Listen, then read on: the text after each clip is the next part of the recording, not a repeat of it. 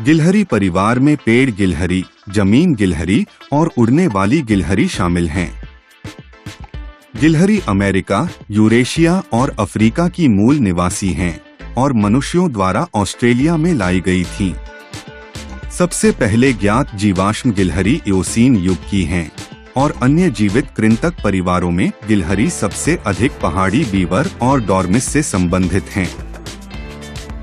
गिलहरी शब्द जिसे पहली बार 1327 में प्रमाणित किया गया था, एंग्लो नॉर्मन एस्क्विरेल से आया है, जो पुरानी फ्रांसीसी एस्क्यूरेल से है, जो लैटिन शब्द स्क्यूरस का प्रतिबिंब है, जिसे प्राचीन ग्रीक शब्द से लिया गया था।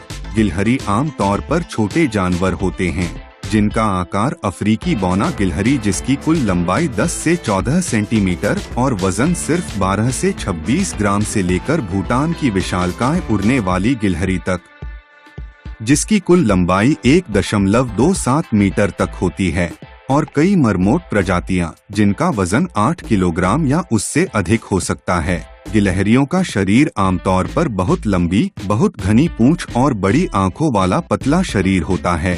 सामान्य तौर पर उनका फर नरम और रेशमी होता है, हालांकि कुछ प्रजातियों में दूसरों की तुलना में बहुत मोटा फर होता है। गिलहरियों के कोट का रंग अत्यधिक परिवर्तनशील होता है। अधिकांश गिलहरी प्रजातियों में पिछले पैर आगे के पैरों से लंबे होते हैं। सभी प्रजातियों में प्रत्येक पैर पर 4 या 5 पंजे होते हैं, जिसमें अक्सर खराब विकसित अंगूठा शामिल होता है। पकड़ने और चढ़ने के लिए बहुमुखी मजबूत पंजे होते हैं।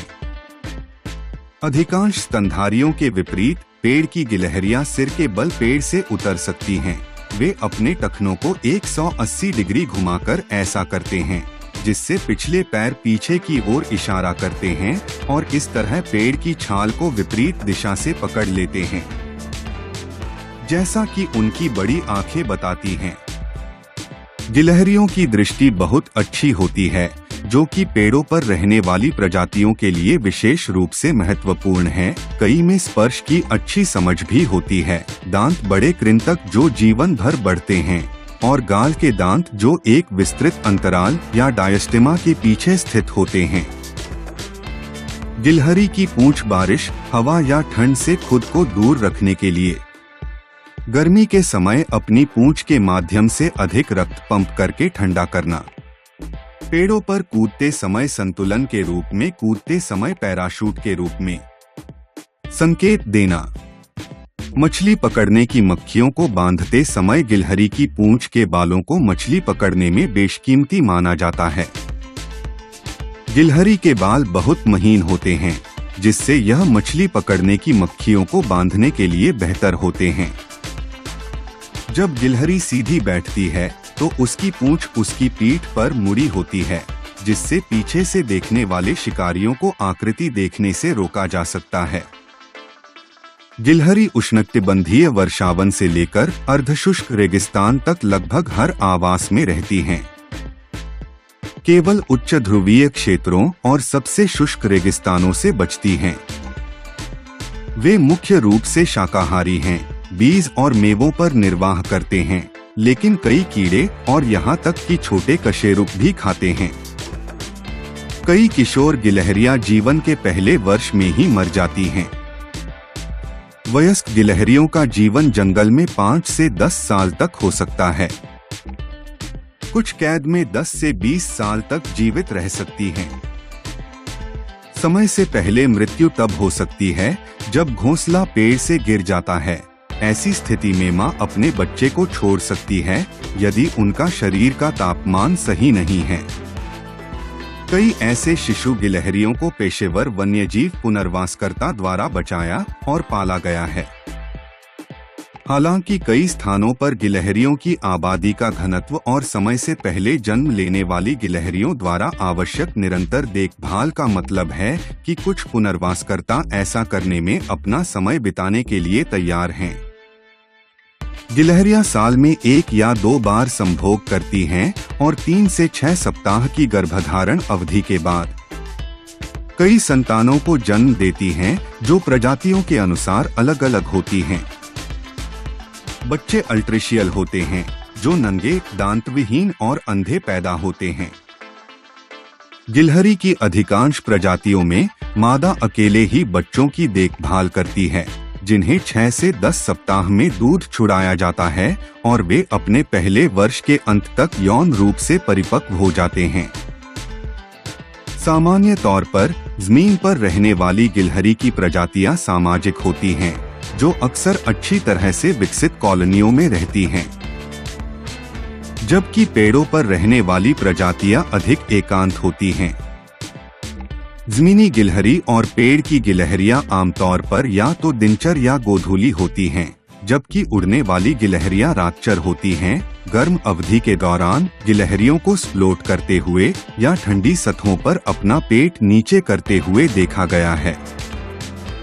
अन्य कृंतकों की तरह गिलहरी भी भोजन को संग्रहित करने के लिए प्रजाति विशिष्ट रणनीतियों का उपयोग करती हैं, जिससे कमी की अवधि के दौरान भोजन की कमी से बचा जा सकता है। समशीतोष्ण क्षेत्रों में गिलहरी आमतौर पर पत्ती के कूड़े के नीचे, खोखले पेड़ों के अंदर या भूमिगत नटों को छिपाती हैं।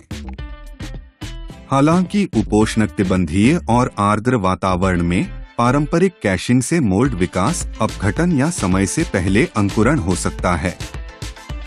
इन चुनौतियों का मुकाबला करने के लिए कुछ गिलहरी विशेष रूप से उपोष्णकटिबंधीय क्षेत्रों में पेड़ की शाखाओं पर नट या मशरूम लटकाती हैं।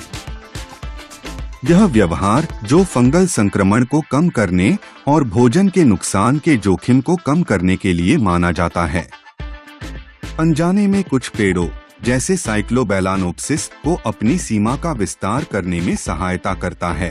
उड़ने वाली गिलहरी की 2 प्रजातियां, पार्टिकुलर फ्लाइंग गिलहरी और हैनान फ्लाइंग गिलहरी, नट में खांचे बनाकर इस तरह के कैशिंग में सहायता करती हैं, ताकि नट को छोटे छोटे अंतर विभाजक टहनियों के बीच कसकर ठीक किया जा सके, जो बढ़ीगिरी में मोर्टिस्टेनन जोड़ के समान है। क्योंकि गिलहरी सेल्यूलोज को पचा नहीं सकती, उन्हें प्रोटीन, कार्बोहाइड्रेट और वसा से भरपूर खाद्य पदार्थों पर निर्भर रहना चाहिए। समशीतोष्ण क्षेत्रों में शुरुआती वसंत गिलहरियों के लिए वर्ष का सबसे कठिन समय होता है, क्योंकि उनके द्वारा दफन किए गए नट अंकुरित होने लगते हैं और इस तरह खाने के लिए अब उपलब्ध नहीं होते हैं, जबकि कई सामान्य खाद्य स्रोत अभी उपलब्ध नहीं होते हैं।